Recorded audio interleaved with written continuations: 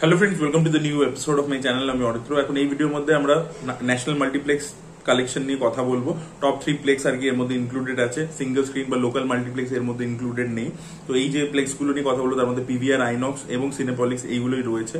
তো এটাতে বাংলা যে ছবিগুলো রিলিজ করেছে তাদেরই আর কি কালেকশন নিয়ে বলবো, এবং ওভারঅল কালেকশনটা কিন্তু এর থেকে বেশি হয়েছে, বিকজ তার মধ্যে সিঙ্গেল স্ক্রিন ইত্যাদি ইনক্লুডেড থাকবে, সেটা আগেই বলে দিলাম। তো আমার বস নিয়ে সব থেকে প্রথমে যদি কথা বলি, আমার বস 5th উইকে 6 লাখ টাকা কালেকশন করতে পেরেছে, এবং টোটাল কালেকশনটা প্লেক্স কালেকশনটা গিয়ে কোথাও দাঁড়িয়েছে 1.40 CR ইয়েস। এবং তার পরবর্তীতে হচ্ছে একেন বাবু তো মারাত্মক ব্যবসা করছে, এবং একেন বাবু কিন্তু খাদানের রেকর্ড অ্যাকচুয়ালি ভেঙে দিয়েছে। খাদানের ডিসেম্বর মাসে সব থেকে বড় যে ছবিটা এসেছিল, সেই ছবিটার যে প্লেক্স কালেকশন ছিল সেটা 2.82 CR ছিল প্লেক্স কালেকশন। সেখানে একেন বাবু নিজের 4th উইকে কালেকশন করেছে 35 লাখ টাকা, যার মধ্যে ওয়েস্ট বেঙ্গল থেকে এসেছে 33 লাখ, ন্যাশনালি এসেছে 2 লাখ। এবং সবকিছু মিলিয়ে একেন বাবু যে কালেকশনটা দাঁড়িয়েছে 4th উইকের পরে প্লেক্স কালেকশন, সেটা হচ্ছে 2.95 CR ইয়েস। জাস্ট ভাবুন, একটা আইপি যদি ওই লেভেলে চলে যায় তাহলে কি করতে পারে, জাস্ট ভাবুন। একেন বাবুতে কোনো সুপারস্টার নেই অ্যাজ সাচ, বিশাল বড় কাস্টিং নেই, হিউজ বাজেটের ছবি নয়, তা সত্ত্বেও এরকম লেভেলে কালেকশন করছে। এবং একেন বাবু যে ব্র্যান্ড হয়ে গেছে, এর পরবর্তীতে যে পার্টটা আসবে সেটা কি লেভেলে করতে চলেছে জাস্ট ভেবে দেখুন একবার। এর পরবর্তীতে আমরা কথা বলবো যে অঙ্ক কি কঠিন বলে ছবিটা নিয়ে, সৌরভ আলুদির ছবি। এবার এই ছবিটা কিন্তু মিরাকেল করে দেখাচ্ছে। এই ছবিটা প্রথম সপ্তাহে 5 লাখ টাকা কালেকশন করেছিল প্লেক্স থেকে, পরের সপ্তাহে আবার 5 লাখ টাকা ছিল। এবার স্টেডি ছিল, 3rd উইকে 1st উইকের থেকে বেশি হয়েছে, 8 লক্ষ টাকা হয়েছে, 3 সপ্তাহ মিলিয়ে 18 লক্ষ টাকা হয়েছে। এটা কিন্তু দারুণ একটা শোজও বেড়েছে ছবিটার ক্ষেত্রে, এবং ছবিটার কিন্তু ওয়ার্ড অফ মাউথ পাবলিসিটিতে গ্রো করেছে কিন্তু। তো খুবই ভালো হয়েছে, 18 লক্ষ টাকা কিন্তু অঙ্ক কি কঠিন কালেকশন করতে পেরেছে।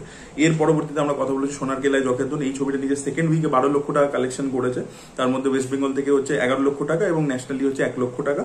এবং টোটাল কালেকশনটা কোথাও গিয়ে দাঁড়িয়েছে, 41 লক্ষ টাকাতে। এবার দেখুন, এটা একটা ফ্র্যাঞ্চাইজ ছবি ছিল, তা সত্ত্বেও ছবিটা মানে এক্সট্রাঅর্ডিনারি যে পারফর্ম করেছে আমি সেটা বলবো না। 3rd পার্ট একটা ফ্র্যাঞ্চাইজের, সেটা যেরকম পারফর্ম করা উচিত সেই লেভেলে একটু আন্ডার পারফর্ম করেছে, বাট অন্য অনেক বাংলা ছবির থেকে অনেকটা বেটার পারফর্ম করেছে।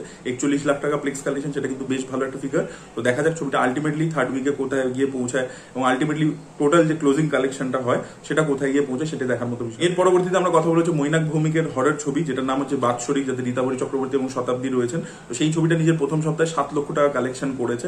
এবার দেখা যাক ছবিটা আলটিমেটলি কোথায় গিয়ে পৌঁছায়, গ্রো করে কিনা।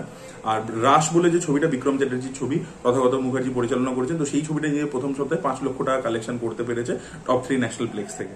আর চাবিওয়ালা বলে একটা ছবি রিলিজ করেছে, সেই ছবিটা 19,000 টাকা কালেকশন করতে পেরেছে টপ 3 ন্যাশনাল প্লেক্স থেকে। রাসের ক্ষেত্রে আরো একটা প্রবলেমও দেখা দিয়েছে, সেটা হচ্ছে নন্দন এবং রাধা স্টুডিওসে পাইনি। তো এই ধরনের ছবির একটা ওয়ার্ড অফ মাউথ পাবলিসিটির জন্য আরো বেশি লোকে যে দেখবে, সেটা আর কি হয়নি ছবিটার ক্ষেত্রে। তো সেটা একটা প্রবলেম ক্রিয়েট করেছে। ছবিটা মাল্টিপ্লেক্সে চলছে আর কি, পারফর্ম করছে রেগুলারলি, অ্যাক্টর এবং ডিরেক্টর তারা শেয়ার করছে। বা দেখা যাক ছবিটা ওয়ার্ড অফ মাউথে গ্রো করে কতটা, নেক্সট উইকে কতটা পৌঁছে, সেটাই দেখার মতো বিষয় হবে। বাট রাশ আর কি প্রথম সপ্তাহে 5 লক্ষ টাকা কালেকশন করতে পেরেছে। That was it guys, thank you so much watching this video. ভিডিওটা ভালো লেগে থাকলে লাইক করুন, শেয়ার করুন, চ্যানেলকে সাবস্ক্রাইব করতে ভুলবেন না। বাই।